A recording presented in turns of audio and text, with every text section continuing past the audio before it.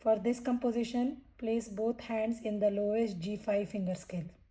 If you like my video, please click like and subscribe.